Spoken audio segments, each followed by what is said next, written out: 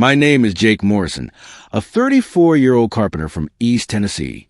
Behind me is a $12 million resort with marble fountains and valet parking, constructed on what had been my grandfather's farm, 127 acres of rolling pasture, barns, and a creek my family had owned for 70 years. This land wasn't dirt to us. It was Earl Morrison's life's work, purchased in 1952 with a handshake and a vow to pay in milk money. He constructed a successful dairy business, planting every fence post by hand, hammering every barn board himself. Earl used to say, "A man's not measured by what he owns, but by what he builds for the next generation." When he passed in 2019, he left me the farm, his memories, and $89,000 in medical debt. I wasn't cut out to run a dairy farm, but I'd be damned if I let a bank take what Earl bled for. Trouble began in 2020 when Willowbrook Estates, a high-end new development, popped up on either side of me. Overnight, my old barn was engulfed by $800,000 McMansions, their owners scoffing at my roosters and cow dung like they were insults personally directed at them. The HOA was established before the first family arrived, and that's when I met Patricia Whitmore, a name I won't easily forget. It was 7 a.m., and I was giving the chickens breakfast when a white BMW X5 came up my gravel drive. Out got Patricia Whitmore, president of the HOA, in a cream-colored pantsuit that was more than my mortgage payment. Her pseudo-Southern accent oozed like molasses, but her words were like a knife. "Mr. Morrison," she said, scrunching up her nose at the stench of manure. "Your roosters are too loud, your barn's an eyesore, and your farm smells of depressing property values." She handed me a list of infractions, charging $500 a month to cover the inconvenience, to her dearly beloved community. I clung to the fence post so tightly I could feel splinters. "Lady, my family farmed here since your neighborhood was tobacco fields. If you don't like the sound of roosters, perhaps you shouldn't have built next door to farm." Her eyes didn't smile. "The covenants for Willowbrook state otherwise, Mr. Morrison. Pay up or we'll seek legal recourse." As she departed, my dog Rex let out a bark, and she winced, giving me a look that could chill milk.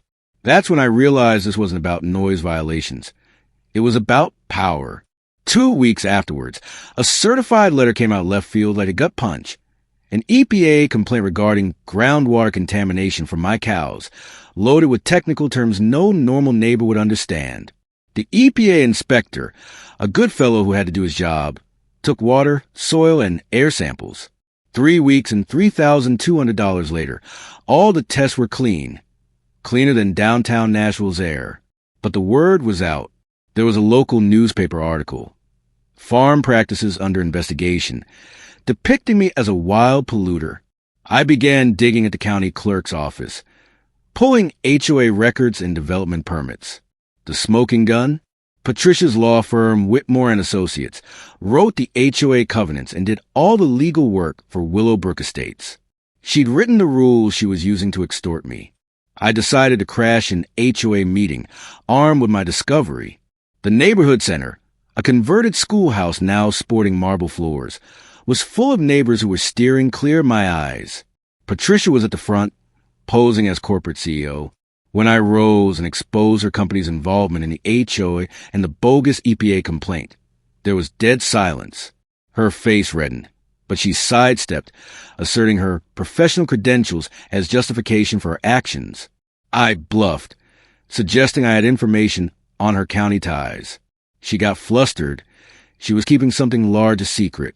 Mary Beth Chun, the elderly neighbor who had known the land as farmland, murmured encouragement.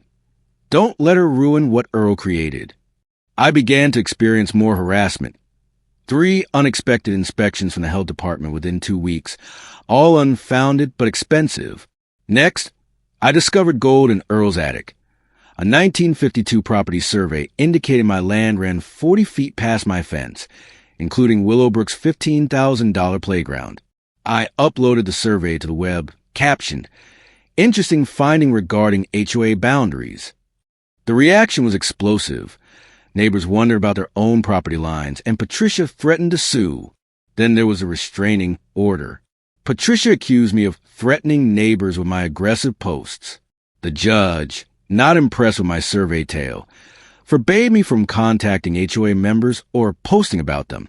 As I was leaving the courtroom, Patricia whispered, "You should have taken the easy way.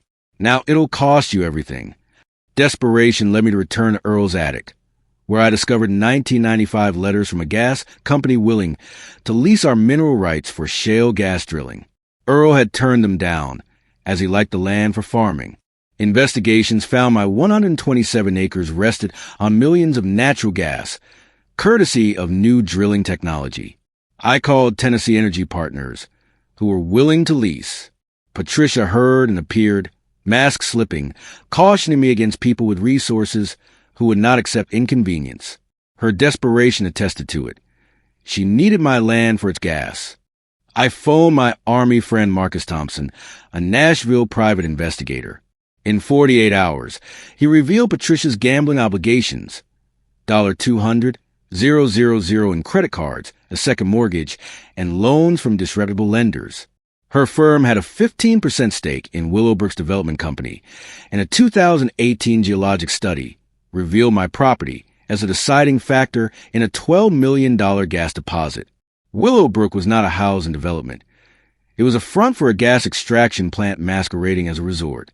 My war strategy, Marcus, my attorney Jimmy Fitzgerald, and my reporter cousin Tommy came up with a three-pronged strategy. Jimmy prepared motions to contest the HOA's jurisdiction and drafted an ethics charge against Patricia for conflict of interest. Marcus followed her shell companies back to Apex Energy Solutions in Houston. Tommy proposed a media expose. Mary Beth should mobilize neighbors who'd also been bullied by Patricia. Next, my farmhouse was broken into. Only property records, deeds, surveys, mineral rights letters were stolen. Patricia's BMW was seen outside Marcus' house during the burglary by Marcus security cameras. It was obstruction of justice, a federal offense. Patricia escalated with an emergency motion stating I was mentally ill, supported by forged affidavits and a forged psych evaluation. Jimmy responded with Marcus documentation, her gambling losses, shell companies, and surveillance photographs.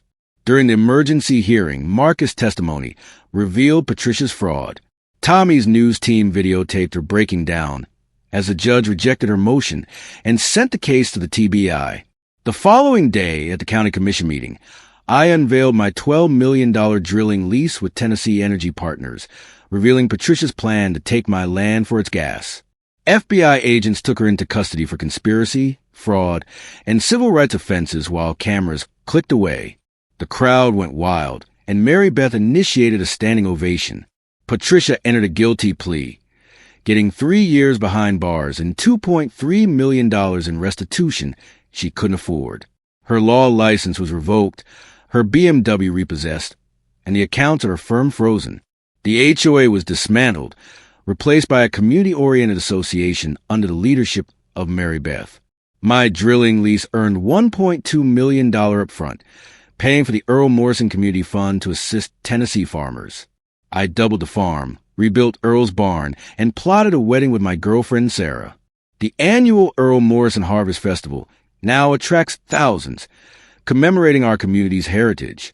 Patricia's fall became a Netflix documentary, and I received emails from others battling HOA fights. My advice? Document everything. Familiarize yourself with your rights and mobilize your community. Sitting on Earl's porch swing, hearing the creaking cows, I know he'd be proud. The land stood up to us because we battled for it. Share your HOA horror stories below, and let's continue standing up to bullies together.